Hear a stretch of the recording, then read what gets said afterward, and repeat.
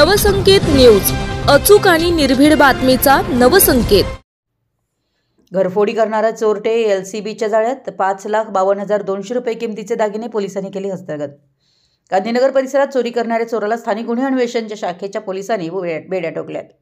त्यांच्याकडून 5,52,200 रुपये किमतीचे सोन्या चांदीचे दागिने पोलिसांनी हस्तगत केलेत। घरफोडी चोरीचे गुन्हे उघडकीस आणताना स्थानिक गुन्हे अन्वेषण शाखेच्या पोलीस अंमलदार संजय कुंभार व विजय इंगळे यांनी खात्रीशीर माहिती मिळाली की गांधीनगर इथं झालेल्या एका घरफोडीत संदीप डोणे हा मुख्य आरोपी आहे। संदीप डोणे हा चोरीतील दागिने विकण्यासाठी आमजाई वरवडे तालुका राधानगरी येथील स्मशानभूमीजवळ येणार आहे।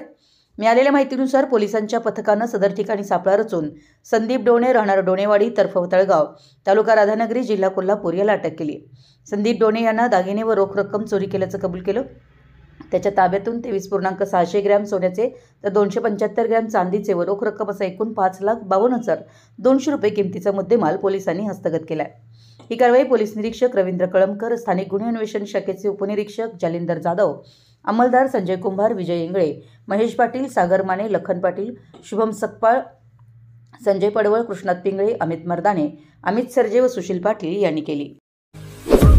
आपल्या परिसरातील महत्त्वाच्या बातम्या पाहण्यासाठी आमच्या नवसंकेत न्यूज चॅनलला YouTube वर सबस्क्राइब करा आणि बेल आयकॉन प्रेस करा।